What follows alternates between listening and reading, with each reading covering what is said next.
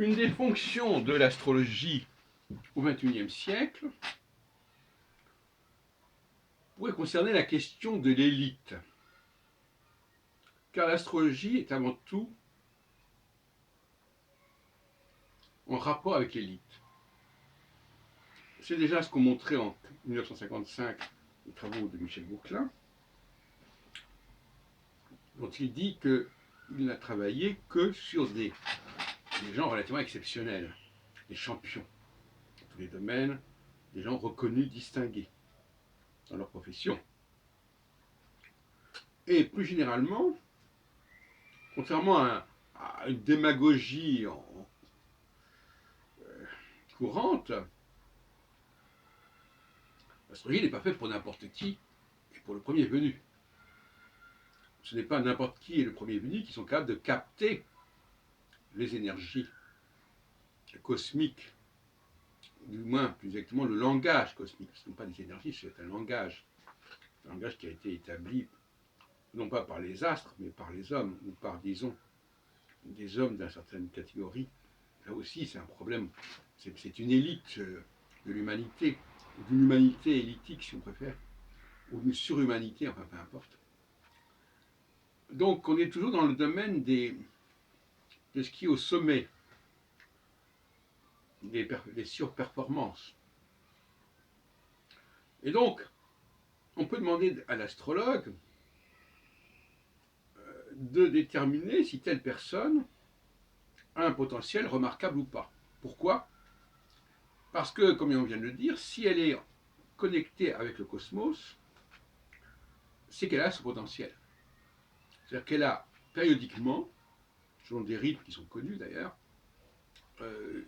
une poussée d'énergie qui lui permet de féconder en quelque sorte la société.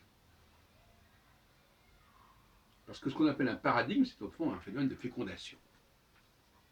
Créer un paradigme, ça veut dire féconder une société, une communauté. Donc il faudrait que l'astrologue soit capable de valider la corrélation existante entre certaines personnes et certaines configurations.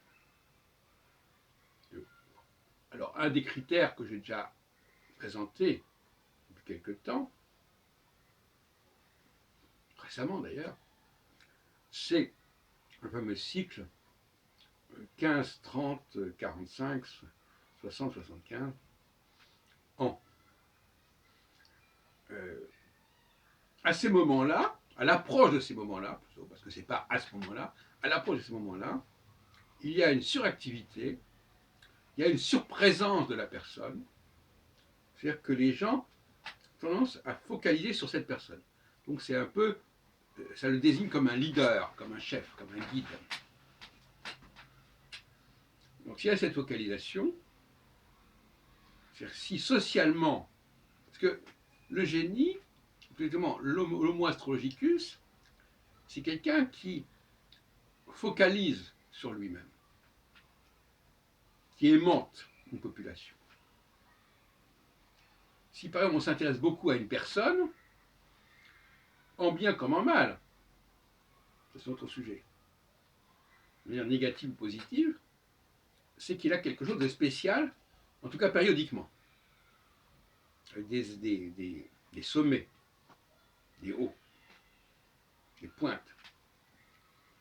Et qui est-ce qui est mieux placé pour apprécier cette situation, sinon l'astrologue, en tout cas l'astrologue au sens où j'entends. Par exemple, le cap de 15 ans, qui peut se présenter d'ailleurs autour de 13, à partir de 13 ans, 13-14 ans, qui d'ailleurs correspond chez les juifs à la confirmation religieuse, aussi chez les chrétiens d'ailleurs, la bar mitzvah. Eh bien déjà, c'est à ce moment-là qu'il faut guetter un processus social, de traction, d'impact, d'ascendance, d'influence de la personne sur son milieu, sur son environnement.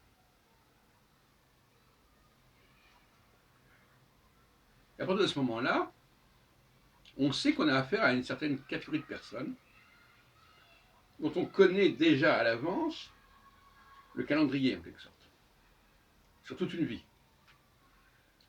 Il faut ménager cette personne, d'abord pour qu'il survive déjà, pour qu'il vive dans de bonnes conditions de santé, physique et mentale, parce que cette personne-là, elle a une responsabilité particulière, un rôle particulier à jouer.